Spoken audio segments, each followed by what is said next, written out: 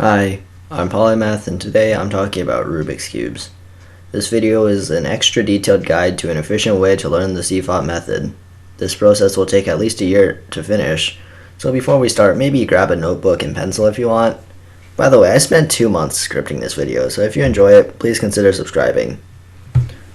During this video, I'll be referencing specific parts of the stages, and there's videos on all of those. The links are all in the description. The CFOP method is currently the most famous speed cubing method. It's also called the Friedrich method because the method was popularized by Jessica Friedrich. This method is used by most of the elite 3x3 speed cubers, including some bigger names like Max Spark, Sebastian Weyer, Mats Volk, and Felix Mdeggs. The method is based on a layer-by-layer approach, so no block building is required.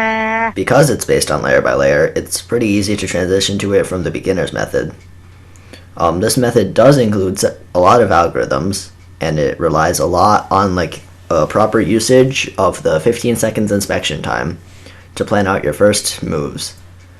The final method will look something like this. Solve cross on whatever face you want, solve the rest of the first 2 layers in the second step, or orient the cube or solve the face opposite of the cross, and then solve the final layer, the third layer, to finish it off.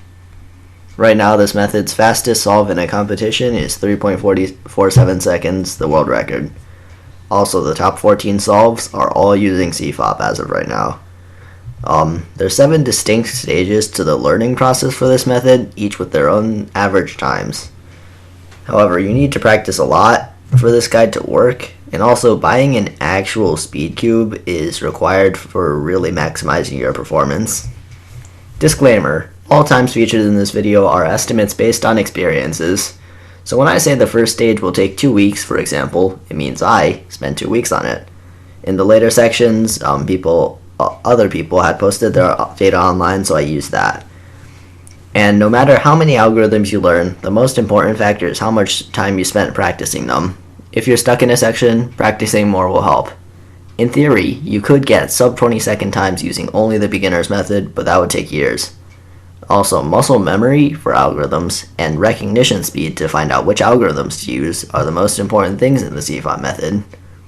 Remember, this is a guide video. Don't follow the steps exactly. The stages are just kind of like an outline to learn the CFOP method.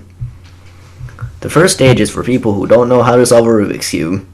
In this stage, you learn the beginner's method.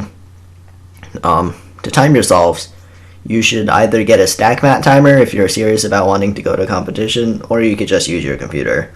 There are some really nice browser timers that work just as well. However, you can only use stack mat timers in a competition.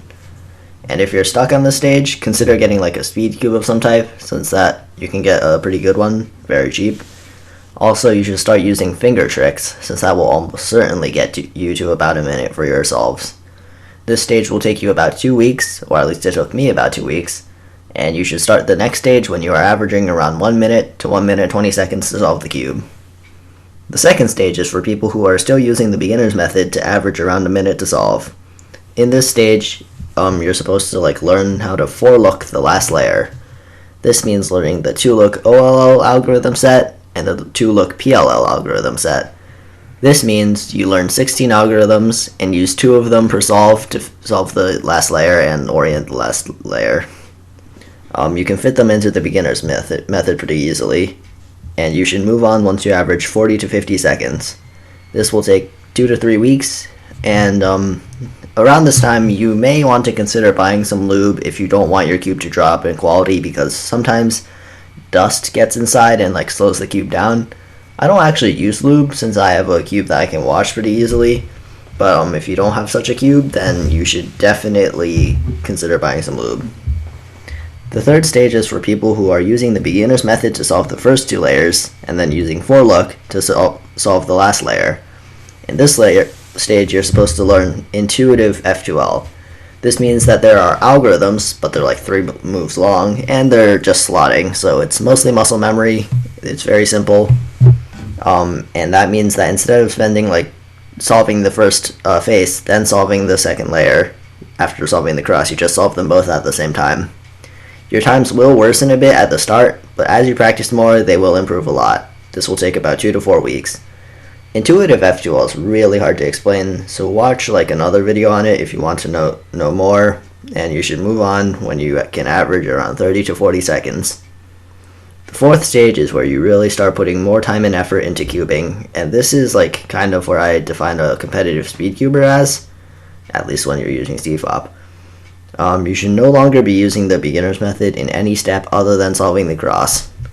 In this stage, you're learning all the PLL algorithms, and there's 21 of them, but most of them are similar to each other, and you should already know 7 from learning 2-look PLL in stage 2. Now, the tough part is you need to start learning how to look ahead during F2L. F2L is like a pretty complicated part of the solve, and throughout your entire cubing journey from here, you'll still be working on making it better. I'm working on this stage right now, the fourth stage, so everything after this section I learned from some forums users by the name of PCWiz and PoHost1. Thank you, you really helped me out there, and you should move on when you're averaging 20 to 30 seconds. It will take 4 to 7 weeks to finish this, so yeah, that's a lot of time. The fifth step is for cubers who are already averaging sub 30. In this stage, continue working on the F2L stage more, possibly learning some of the harder algorithms for cases that take a long time. Keep up the look ahead during F2L, keep practicing that so it's faster and more smooth. And also start trying to do cross and F2L in 12 seconds or less if you want to break 20 seconds. Your PLLs should take about 3 seconds each, and you should try to get a 4-second cross on the bottom of your cube to help with F2L prediction. This will take at least a month. In this stage, you don't learn specific algorithms, and it's just practicing until you get better with muscle memory and look ahead. And you should move on when you're averaging 15 to 19 seconds. The sixth stage is when you start getting ridiculously good. You should be getting around 10 seconds to do the cross and the first 2 layers. You should probably learn the rest of the OLL algorithms, and there's 57 of these, and they improve your times by about 2 seconds. That may not sound like much, but when you're averaging 15 seconds already, that's a lot. Also, start learning how to do extended cross or X cross. This means that your cross will take longer, but you'll also be solving F2L at the same time as you're doing the cross. This will take at least 4 months, and you can move on when you're averaging 10 to 15 seconds. By the way, averaging 10 to 15 seconds is a significant milestone, since you can finally get someone to be fully focused for about 10 to 15 seconds on average. If you take 2 minutes to solve the cube, they'll probably another person that you're showing your cubing skill will probably have their mind wander. The seventh and final step will hopefully get your times to sub 10 seconds. Honestly, the easiest way to do this is to plan out your entire cross and at least one F2L pair while you're still doing your 15-second inspection. Keep on learning how to do X cross, and if you really want to be good, you should probably learn COLL to help you in certain situations. You should finish off learning all the F2L algorithms if you haven't already. This step is what you'll be on for the rest of your speed cubing if you reach this.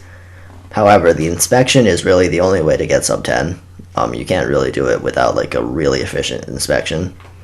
Thank you again for watching, and I really hope you enjoyed the video. If you want to see more content like this, make sure to subscribe. Again, shout out to PCWiz and PoHost1 for helping me with this video in a forums post. I do have another D&D video planned for the next video I'm posting, but after that, I'll probably do another cubing video. Thank you.